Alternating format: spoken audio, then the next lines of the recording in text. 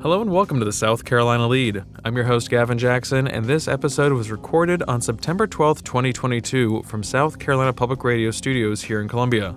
Just so you know, some of the information in this podcast may have changed by the time you've heard it.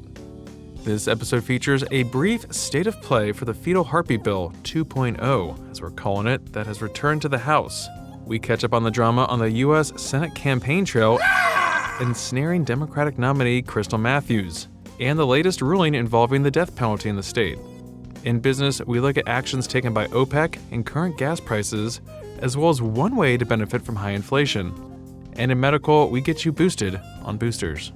And of course, we want to hear your stories as well. That's why we have a voicemail box set up to hear from you guys during these interesting times. I think we can say that, these times. You can leave us a 1 to 3 minute long voicemail at 803-563-7169. Leave us your name, where you're calling from, and a little bit about what's going on in your world. I know it might be scary or possibly intimidating. Please just don't even think about it. Just give us a call, write some things down, and just tell us what you're thinking about. 803-563-7169. And now for the latest in South Carolina. Currently, the spread of COVID-19 is medium according to county-level data from the Centers for Disease Control and Prevention. And DHEC will have updated data for you this weekend when we get the latest COVID and monkeypox numbers.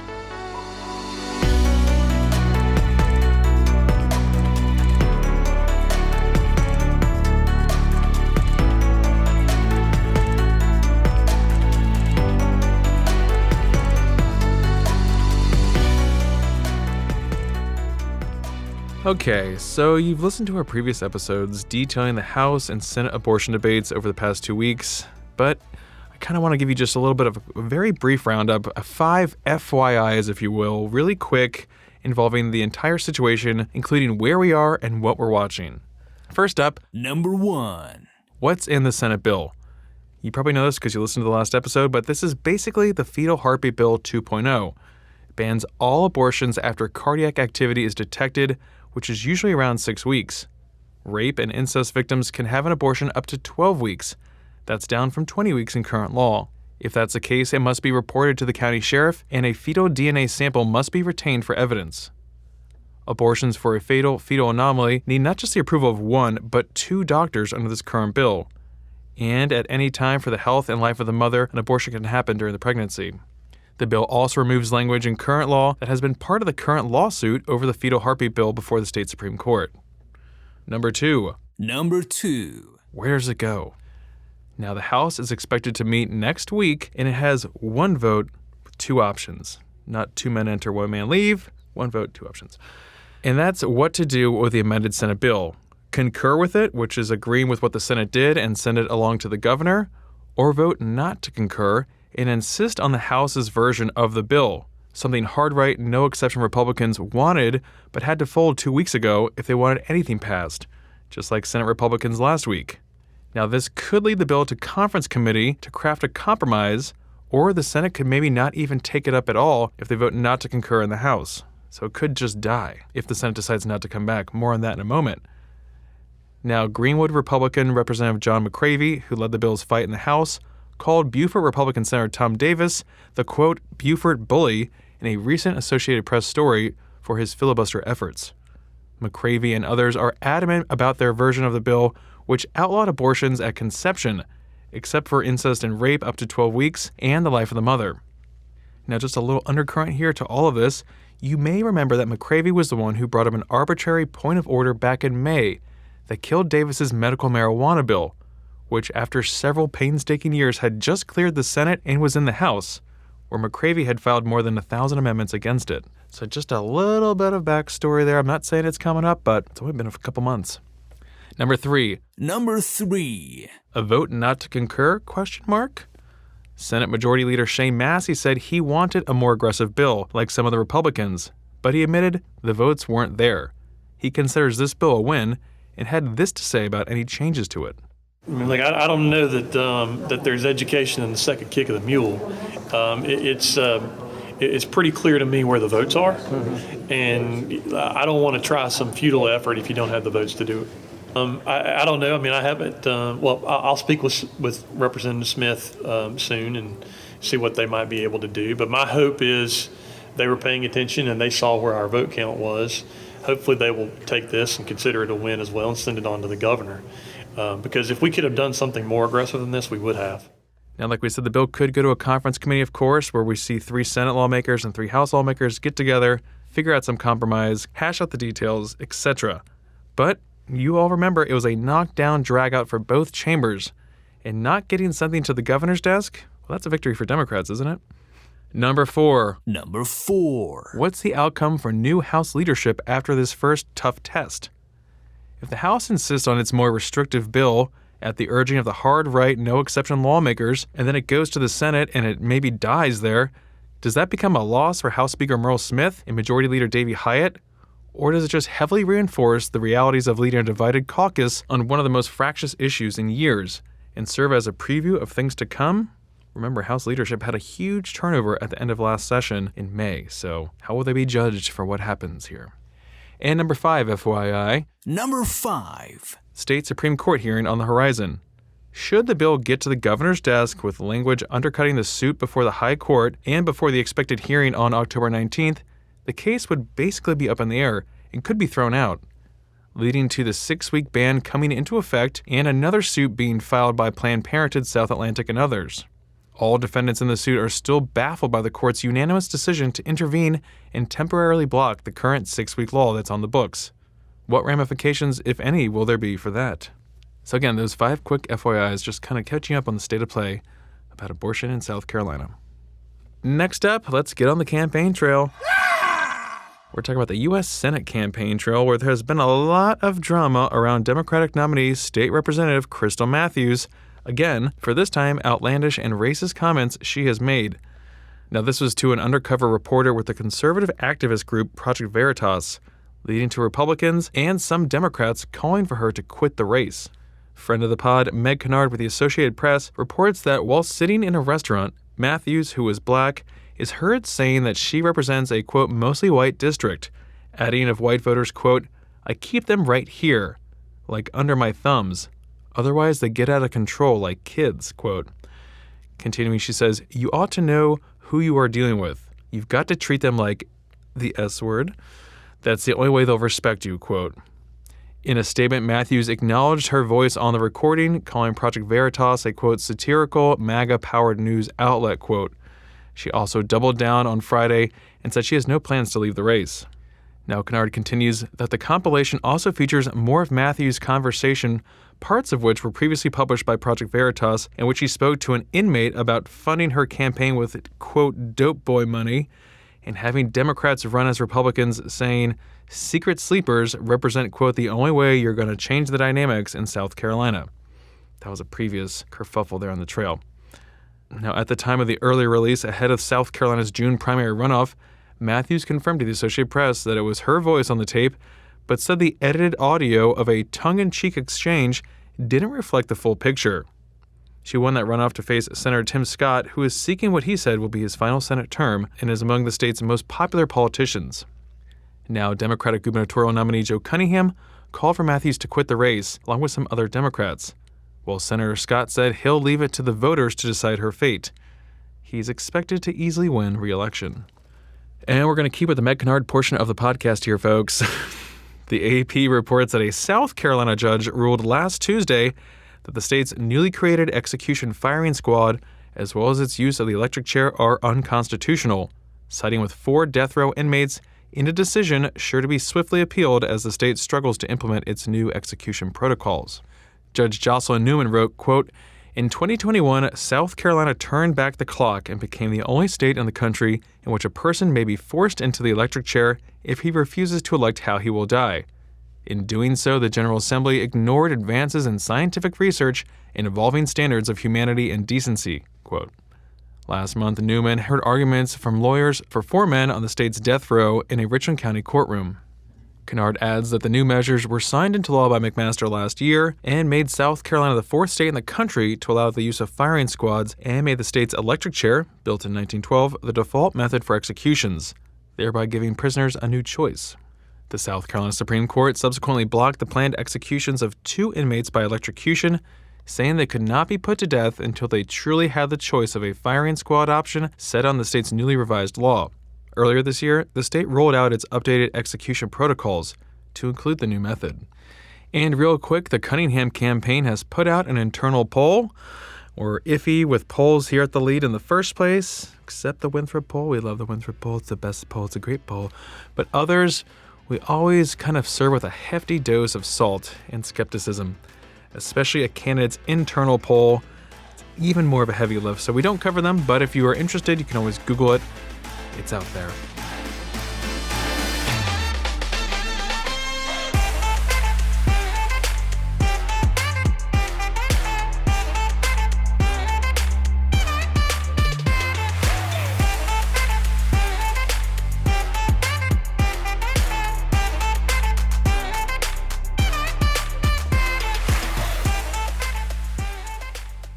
Let's start off by looking at energy prices and the markets, specifically oil. We're talking about OPEC Plus, folks, the most expensive streaming service that we all need to survive.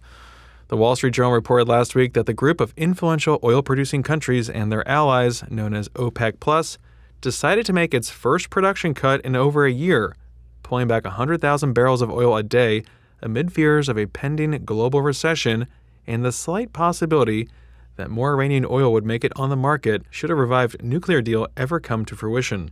The price of a barrel of oil is based off of Brent crude, the international oil benchmark, and that has dropped some 25% over the past 3 months. This move by OPEC Plus reverses the cut it said it would make last month after President Joe Biden visited Saudi Arabia in July. The small cut comes at a time when most OPEC nations are pumping at full capacity and couldn't produce more if they wanted to anyway. That being said, the price of gas continues to fall nationwide and in South Carolina as the summer driving season comes to an end. But you're probably still driving. You never stop driving. AAA reports that the average gallon of gas in the state is $3.31, which is down 9 cents from a week ago and 12 cents from a month ago. So again, $3.31 a gallon. That's up 41 cents from a year ago. Okay, not too bad. And down, get this, folks, pull over, down $1.30 from our June 12th high. Whew, take that, OPEC Plus. These are the prices for that streaming service. Wouldn't be the podcast if we weren't talking about inflation. Yes, no one likes paying more for the same thing. We were just talking about gas right there a minute ago. However, you can make some money off these high prices, folks. I got a great one-time offer deal for you guys. Listen up. No, I'm not pitching you on some cryptocurrency or some pyramid scam. Though if you mail us $10 and you get 10 friends to mail us $10, you'll get your investment back and then some. Trust me. No, what I'm talking about is a Series I savings bond from the government. This is not an advertisement, folks. It might sound like it is, but it's not. It's just something that I found interesting. And it's not to be confused with your Series EE or E bonds that you get from your grandparents when you buy them for $50 and it becomes $100 in 20 years. No, Series I bonds are inflation, that's what the I stand for, inflation-adjusted savings bonds that you can buy online for as little as $25. And thanks to the high inflation, they have a current interest rate of 9.62%. Yeah, right? Americans have been cashing in on this safe and steady investment according to the Wall Street Journal.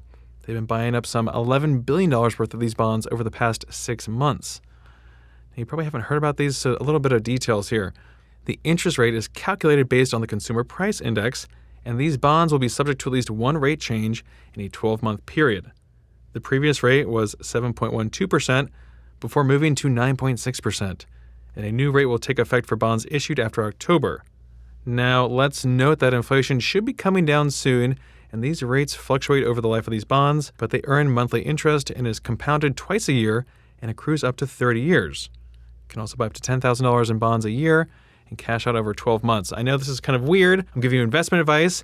I'm not a licensed financial planner, not on land at least. Catch me at sea. So please do your own research on any investments before spending any money because a guy on a podcast told you to.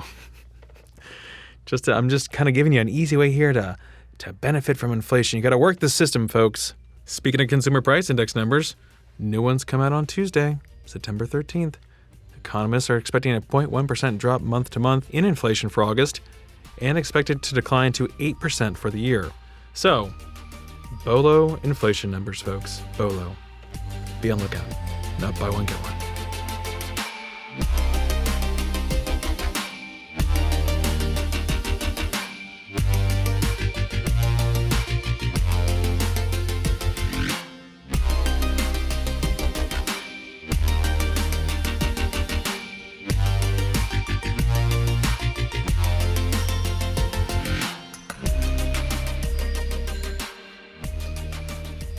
So we're boosting this booster update. What? That doesn't make sense. Who wrote this script? Oh, that was me. A booster update. As you are likely aware, if you listen to this podcast, earlier this month, the FDA Advisory Committee on Immunization Practices and the U.S. Centers for Disease Control and Prevention officially approved and recommended the first updated COVID-19 booster vaccination to better protect against the Omicron variants of the SARS-CoV-2 virus that causes COVID-19. DHEC says that the Omicron variant of the virus has been the dominant strain in the United States since late 2021. Now, the federal recommendation for the updated COVID-19 boosters, which is supported by public health officials at DHEC, is for the following: the Pfizer-BioNTech updated booster for people ages 12 and older, and the Moderna updated booster vaccine for people ages 18 and older. Now, DHEC Director of Public Health, Dr. Brandon Traxler, gave reporters more details and background on this new booster. The updated COVID-19 boosters contain both a component that is the original vaccine formulation, and they have added the Omicron BA4 and BA5 spike protein components.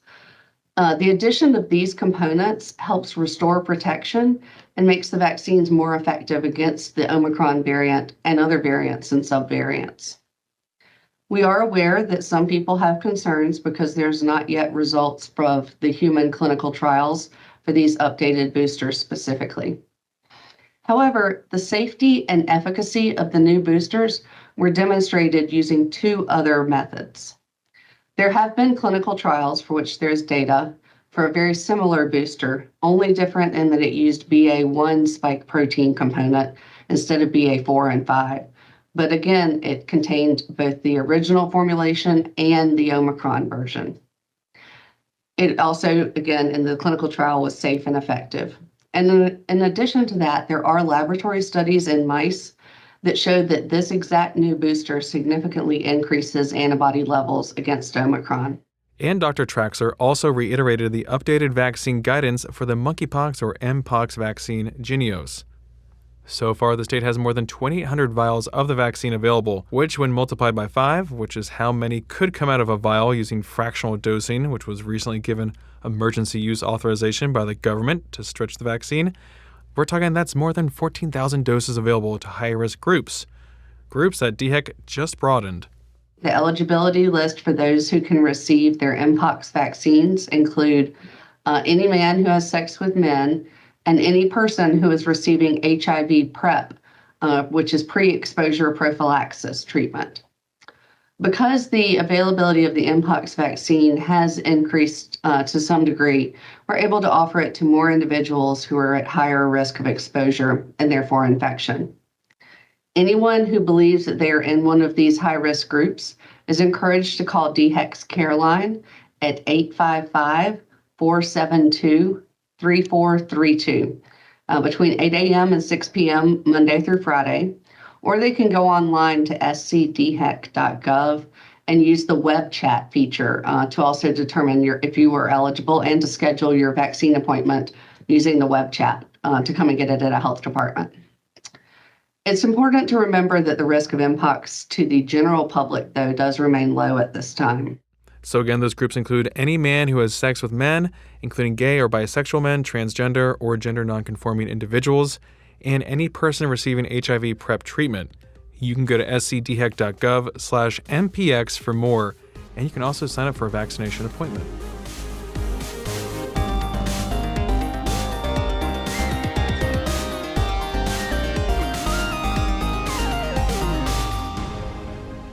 Welcome to the Wind Down section, our little break from the news. We talk about life during the pandemic, and we want to hear your stories as well. That's why we have a voicemail box set up at 803-563-7169. If you're driving, if you're flying, if you're sailing or skiing, give us a call. We love hearing from you guys, but do it when you're not in motion. Safe. The best voicemail is a still voicemail, okay? Still voicemail. No, I'll just take still, thanks. Tap is fine. Gavin likes a sparkling voicemail, but I'm a still guy, okay? Stiller the better. Yeah, I want it as still as possible. Do we have any still?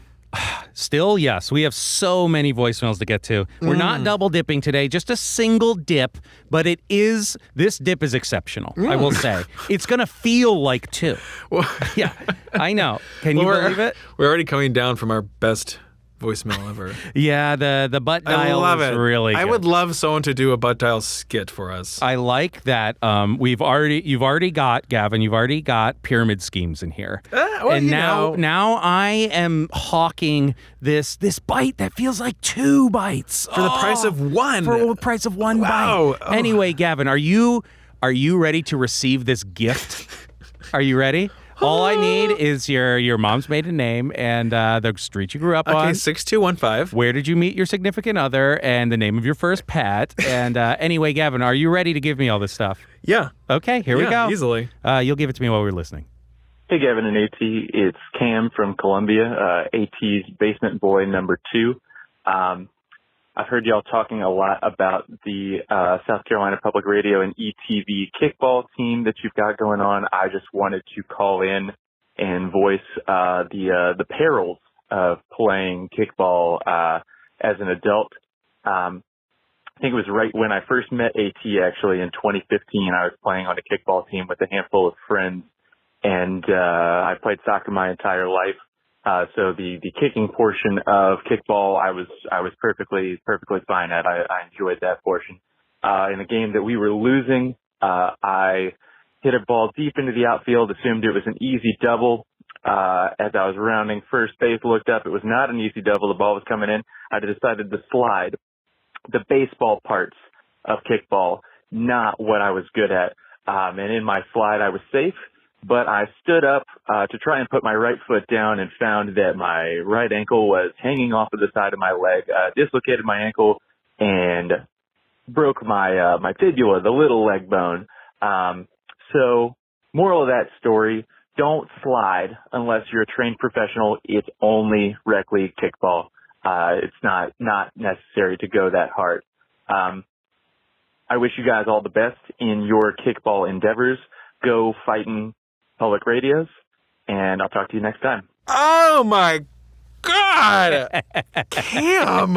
Yeah, it was really great. Whoa. It was definitely right when we first met because I met him and he had 2 legs, you know? Yeah. And then one day later, I saw him the second time and he was maimed. Oh my God. I think he had like a scooter for a second definitely. too. And he moved into your hostel, your basement. Gavin really was adamant that we clear up the basement boy part. I think which people understand what it's that just means. something Cam and I say because It's an endearing term. a few of my friends, if they've needed something, they've lived in my basement or something because I do have a bedroom down there. A safe harbor. A safe harbor Shire. for anyone. Welcome. If anyone listening here, you can live in my basement. Ooh, that's okay? a stretch. And there are swords down there. You just got to call the voicemail first. Yeah, that's a binding agreement. But oh my gosh, I mean, you think, yeah, no big deal. I'm just going to slide casually, right? Yeah. No, sir. I am a good slider. Of course. I played baseball, though. I did. So I've had like lessons on sliding. But your foot's jacked up now, so you definitely can't slide. I We're would- too old to Again, slide in our even 30s. though I am exactly right, even though I am an able slider, Alpha male. and I'm a true, I mean, I do it once, and people they bow to know. me. Yeah, they know. I've asserted my dominance, but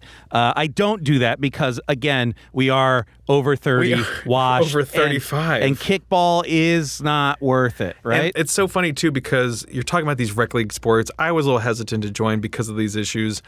You look back at my father, Jay Jackson, the owner of this podcast. I bought it outright. He gave it to you, though. He was playing rugby in his 30s. He played in college. He played up into his mid-30s. He'd drag us on his weekend to like go watch him play. But sometimes he'd play by National Airport in D.C., so we get to see the planes flying. It was fun. But yeah, I'm like, my God, man, you're like running around. You're in these scrums. You're getting the crap kicked out of you.